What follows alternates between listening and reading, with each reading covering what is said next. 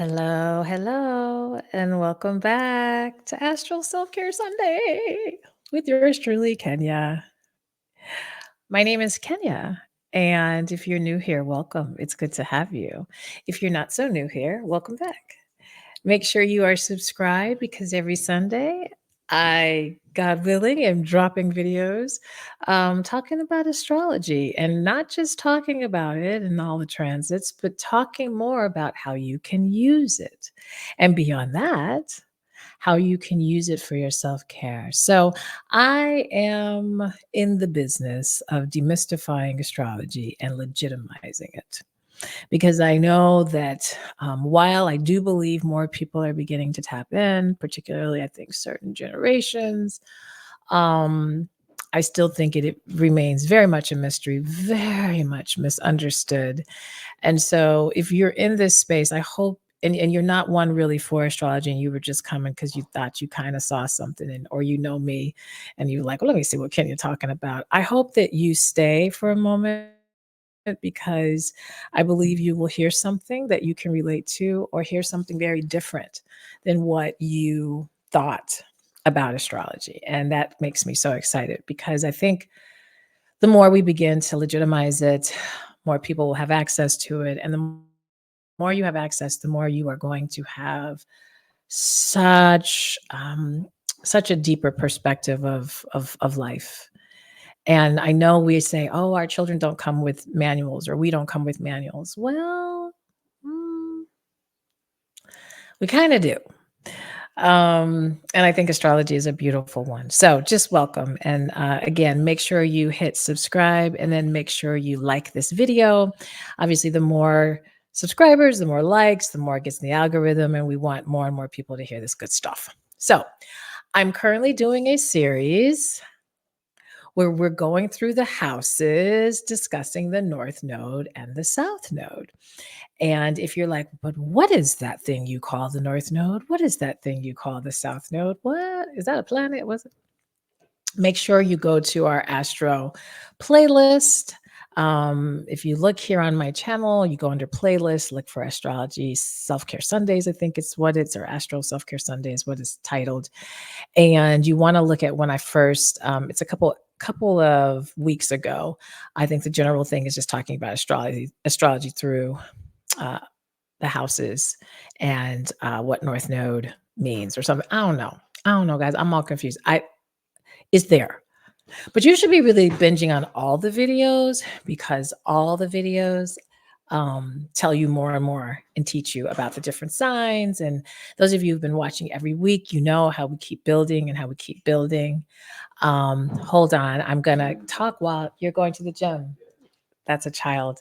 Um, who I hope y'all know your children's charts. Anyway, um, those of you who've been following along, you know it keeps building, it keeps building.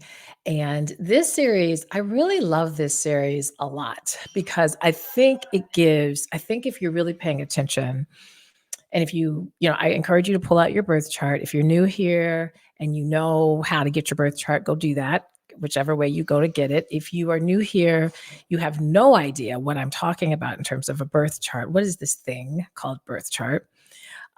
If you go to astro.com or if you go to chart.channynicholas.com, that's the one I more regularly use, or there's an app called Time Passages that I use. I think Time Passages it's not one that I recommend when people are just for the very first time tapping into all of this. It's something that I more so would say for that person who's been following astrology pretty carefully, or who's really eager to dig a little bit deeper.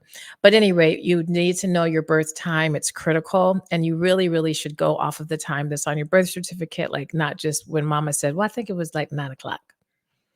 Because literally what's happening is the planets are moving every second, every minute. And so and the only way you really will know what I'm explaining in this series, we're going through the houses. The only way you can really know what planets are sitting in certain houses is if you have your birth time.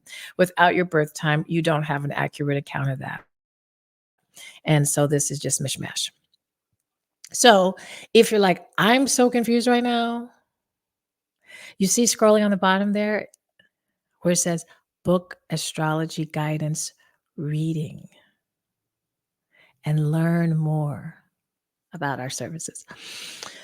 Book a reading with me. Book a reading. You go to that link where it says linktr.ee/KenyaMJmusic. And then this way, I will show you how to get your chart. We will sit down and do an actual reading guidance session. So, more than me just reading and kind of telling you, I don't tell people about their lives. I want to help you better understand how you can read your chart so that you better you can use it, because this is something that's dynamic. And I point out, because my background, my master's is in counseling, and I'm a certified holistic wellness coach. I'm all about how do we start working on how do we go in, how can we be in process? How can we be in progress? How do we work on these things? How do we start navigating? How do we create practices? How do we actually overcome? Okay. And so that's what those sessions are more about. So this is why I really like going through the North and the South nodes, because the North node is pretty much the whole point. It's pretty much why we came here, what our focus is, what our lessons are, and what our challenges are. Very much so. And then the South node is all about the karmic release. So if you're kind of like, what does that mean? Karmic release. That sounds deep, right?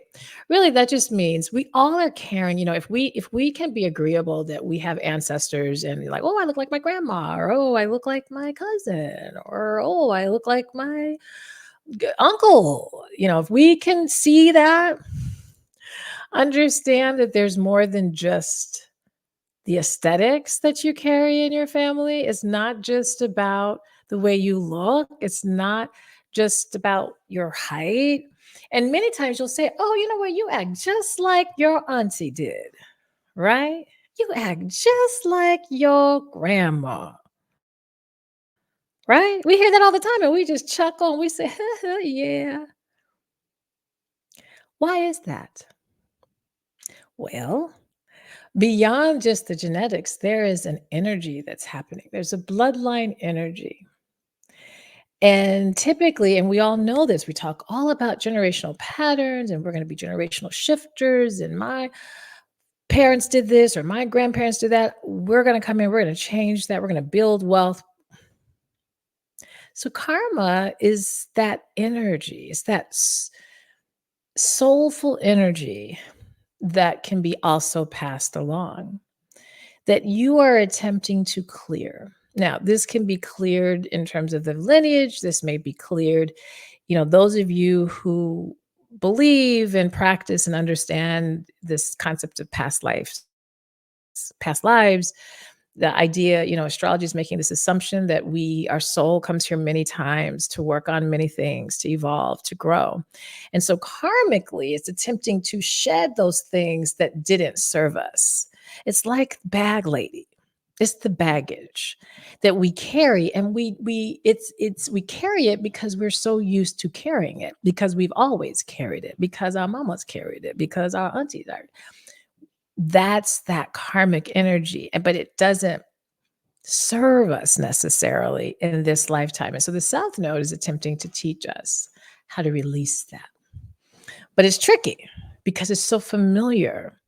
And what is familiar is what we tend to hold on to. And it's subconsciously familiar. There may be some areas that are consciously, but most of this there's a familiarity within the subconscious. So this gets kind of layered and deep. But for people, those of you who do healing work or who want to go out in the world and do healing work, I cannot push more to learn as a possible modality and tool astrology. Okay. All right. So today we have hit the third house and the ninth house. Okay. So last week we discussed the North nodes in the second and in the eighth. And the week before that, the first and the sixth. So we're kind of going around that clock, that chart clock. So right across from the third house, which is the third slice pie, sits the ninth house. And the third house is naturally ruled by Mercury. Okay. It's ruled by Gemini. And so you think about all those qualities of Gemini, then that tells you a bit, and Mercury, that tells you more about what the third house then how it exists in our life. And then if you have a north node in the third house, that tells you that's where the soul is going. It's wanting to experience more of third house qualities in a high frequency. Okay. So straight across from that, the sister sign to Gemini is Sagittarius. So, therefore, right across in that ninth house, that's ruled by Sagittarius. And what rules Sagittarius? Jupiter. Okay. So, all of those qualities, if you go back, you watch the videos about Sagittarius. I don't remember if I did a video about Jupiter. I feel like I may not have. Maybe I did. Didn't really go through all the planets. I need to go through the planets. I did a little bit on TikTok, but not here. But that's what it's ruled by. So you have to think about what do those signs mean, because that's what those houses embody. Okay. So that third house, Mercury, Gemini, the communicator, communication and thinking, mindset. And the third house is concerned, and Mercury and Gemini is more of our local community, that local, more direct, not going kind of into the depths and the expansiveness, but to more of just kind of the communal, tangible, nearby things. Okay, but I want you just more so to think of the north or the third house in that whole. If you can just remember communication, mindset, and community, local community. And that can be siblings, cousins, neighbors. Okay. So that third house is about what are those things? But what's interesting about the third house also, though, it has a lot. When we say mindset, remember what I just said about your grandmother, your cousin, you act like your auntie. Those are mindsets a lot of times that have been passed along within the family. So I look at the third house also to pay attention to a bit of what is that generational pattern that's been happening? What's that mentality of that family? What is the and its third house a lot of times is not necessarily we kind of come into it's a heavy karmic energy that we come into. So whatever is in that third house, if you have your north node in that third house, you are definitely coming in to really try to push the higher frequency of that mindset, okay, of that energy. So let's get into it, okay? North house. Y'all know I have my notes. I always do. So let me make sure I put them up. So if your north node is in the third house, okay, north node, remember that's where we're trying to expand and grow.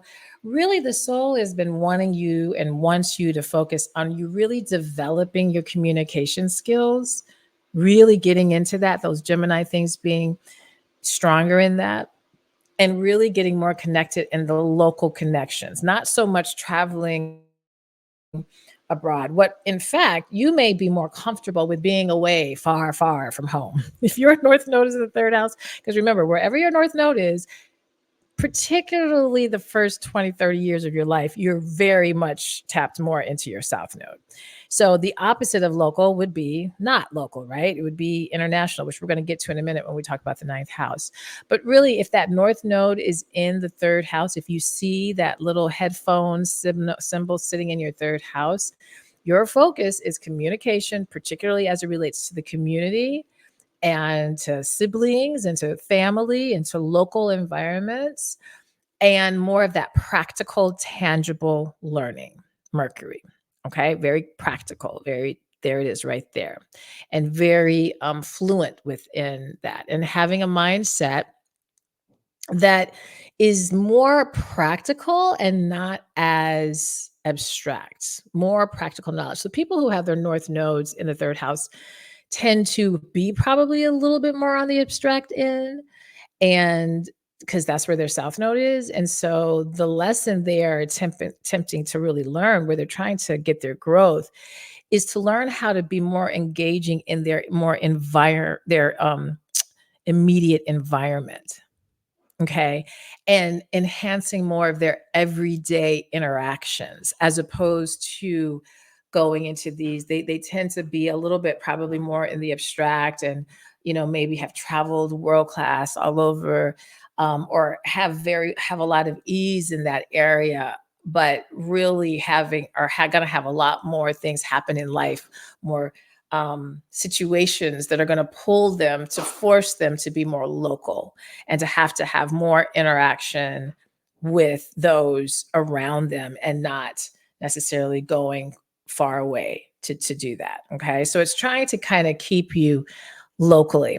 The challenge is you're having to learn how to move away from abstract like theories and again focus on that practical knowledge, which can be really hard. I think that this could be a tough, I me being the one who has her MC, my midheaven, which is a strong placement in the ninth house. I'm all about, can we go into the esoteric?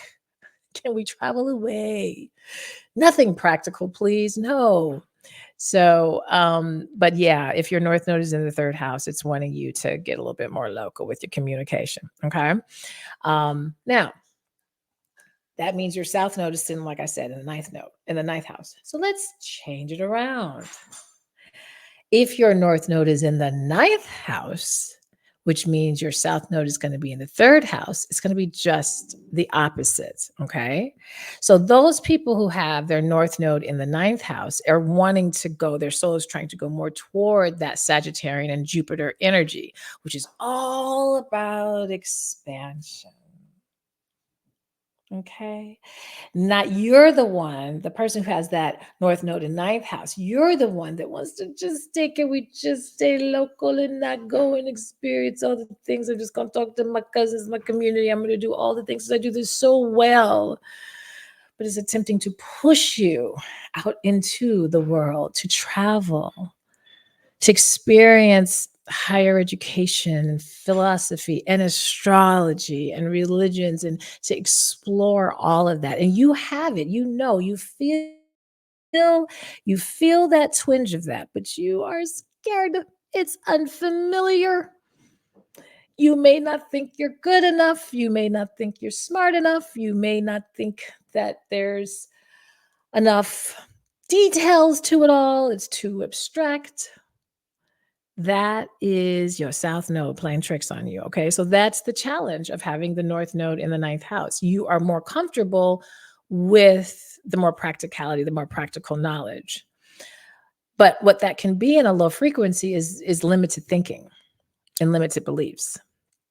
And so I think anybody who has more challenging placements in the third house. So if you have Pluto in the third house, or if you have Chiron in the third house, or you have even Saturn or Neptune in that third house, definitely the South Node in that third house, you have to really, really, really be careful with the limited thinking. You really have to be careful with that story, that narrative that's going in your mind, because the tendency may be that you will think you can't go far away for whatever reason. Cousin needs me, family needs me, sister needs me, whatever. I got to stay here, or I got to interact, I got to do but there's something in you that's probably calling you to do something more expansive, and you can feel that too.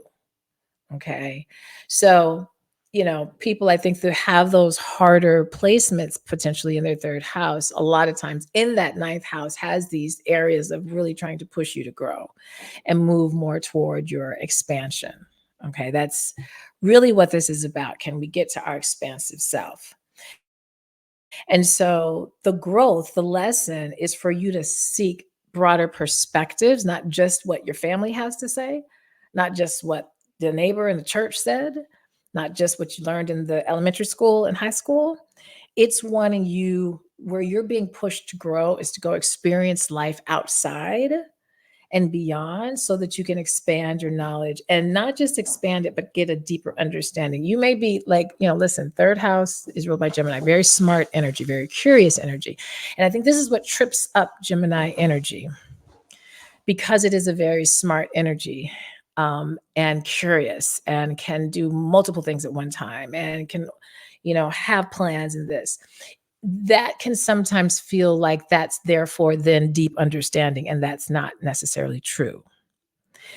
Sagittarius can feel like, oh my gosh, they're so kind of impulsive, but Sagittarius is constantly seeking deeper understanding. So it may do a myriad of things to get deeper, and it wants to learn it, it wants to experience it, and then it wants to teach it and tell it out.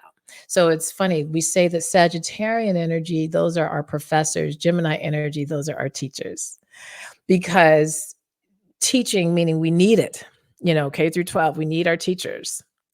But then when we need to go deeper and experience more to relate to actual life happening, that's when we get into our higher education. Those are our professors. Okay.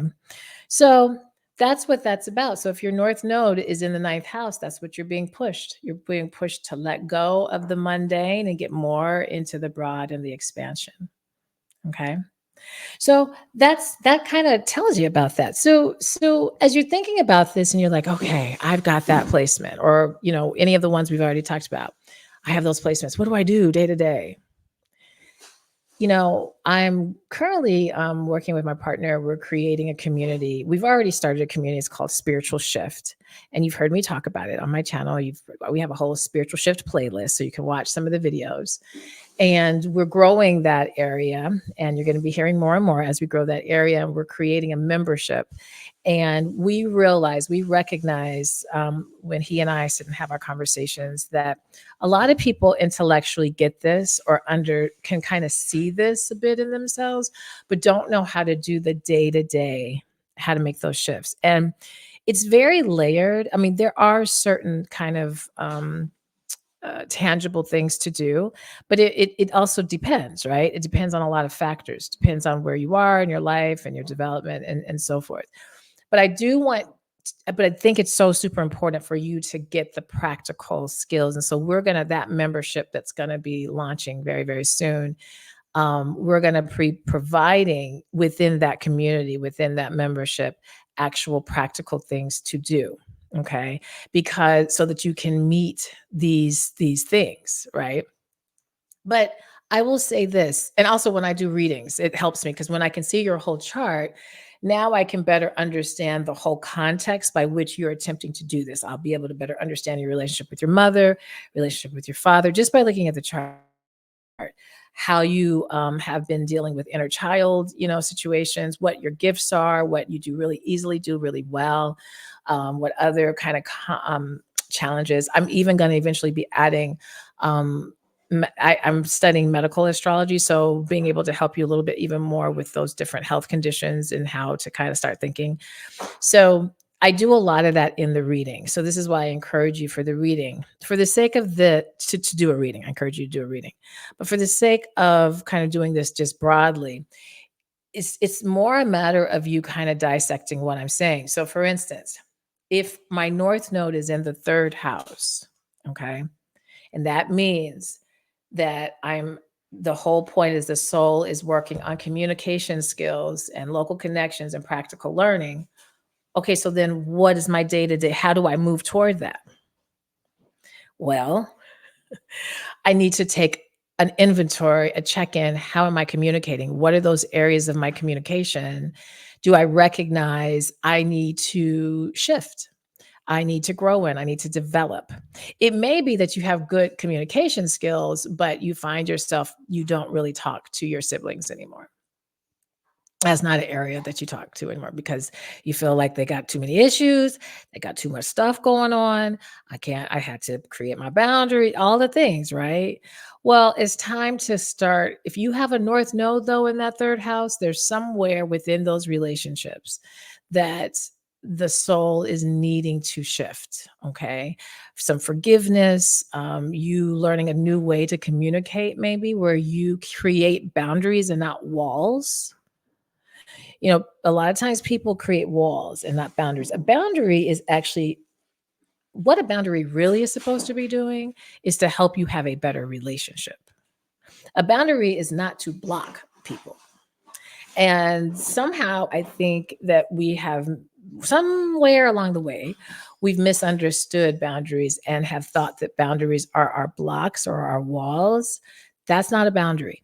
A boundary is actually, I'm going to create this line, I'm going to create this separation and some type of, I don't know, start and finish or whatever boundary I don't want to use boundary in a definition, but boundary is a boundary.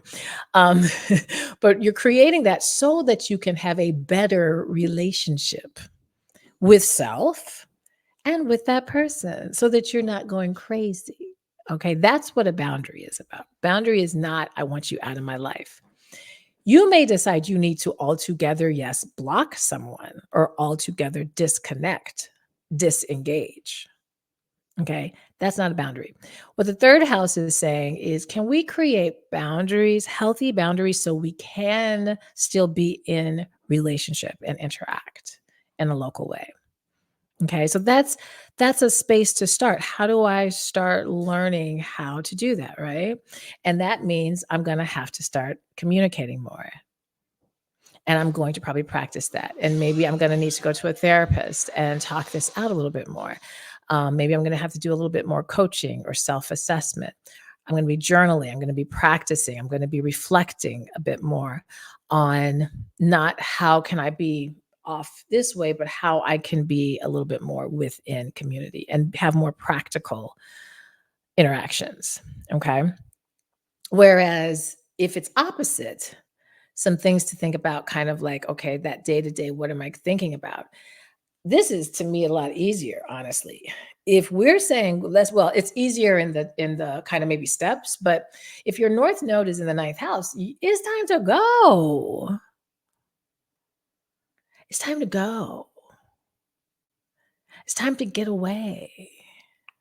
Now, that doesn't necessarily mean go live and move, but it is time to go start having experiences.